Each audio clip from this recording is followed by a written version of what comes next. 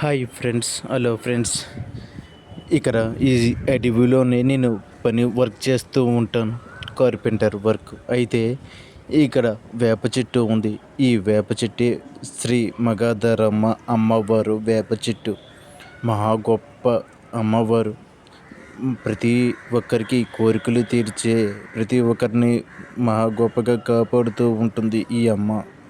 మహా గొప్ప శక్తివంతురాలు ఈ అమ్మవారు. నాకు ఎటువంటి హాని కలగకుండా, నాకు ఎటువంటి ప్రమాదం జరగకుండా నన్ను కాపాడుతూ ఉంటుంది. చూడండి, ఇక్కడ చీపురు నీళ్ళు అన్నీ తీసుకొచ్చి గుడంతా శుభ్రం చేసి మా ఆవిడ చేత బుట్టలు పెట్టిస్తున్నాం. ఇక ఇక్కడ చూడండి, మా పిల్లలు కూడా ఉన్నారు. ఫ్యామిలీతో మొత్తం వచ్చి అమ్మవారికి పసుపు కుంకులిస్తున్నాను.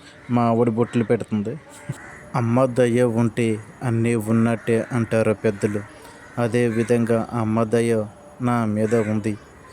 నేను ఒక 3.5 సంవత్సరాల నుంచి ఈ చిన్న అడవిలోనే నేను పనిచేస్తున్న.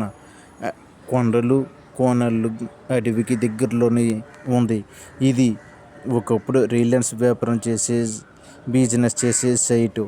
అయితే చాలామంది సైట్లు కొనుక్కొని ఇల్లు నిర్మించకుండా వదిలేశారు.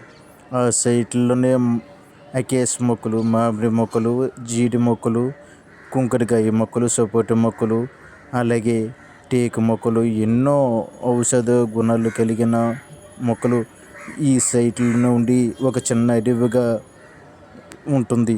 అయితే విశాఖపట్నంలో ఒకసారి యూదు తుఫాను వచ్చింది కదా, ఆ తుఫానికి ఈ సైటు చుట్టూ రక్షణ గోడ నిర్మాణించారు. ఆ రక్షణ గోడ యూదు తుఫానికి పడిపోయింది. అప్పటి నుంచి పక్కన ఉన్న అడవిలో నుంచి జంతువులన్నీ ఇక్కడికి వస్తూ ఉంటాయి. ఒక్కొక్కసారి చాలా డేంజర్ అయిన రక్తపింజర కొండ చెలువలు కూడా పెద్ద పెద్దవి ఇక్కడికి వచ్చేస్తూ ఉంటాయి. కానీ ఎటువంటి హాని నాకు ఇప్పటికొచ్చి జరగలేదు. ఆ అమ్మ రక్షణగా నాకు నిలుస్తుంది. కుటుంబ సభ్యులతో వచ్చి అమ్మవారికి పసుపు కుంకాలు ఇచ్చుకొని మొక్కు చెల్లించుకుంటున్నాను. అలాగే అమ్మవారి ఆశీస్సులతో పాటు మీ ఆశీస్సులు కూడా నాకు ఉండాలని నేను మనస్ఫూర్తిగా కోరుకుంటున్నాను. ప్లీజ్ మన ఛానల్ సబ్స్క్రైబ్ చేసి, లైక్ చేసి నాకు సపోర్ట్ చేయండి ఫ్రెండ్స్.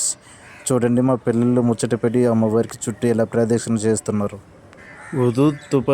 తుఫాన్ వచ్చినప్పుడు వైజాగ్ మొత్తం అంతా కొట్టుకుపోయింది. కానీ ఈ అమ్మవారి చెట్టు మాత్రం గోరంతా కూడా కదలలేదు, ఏమీ హాని కలగలేదు. అంత దైవశక్తి.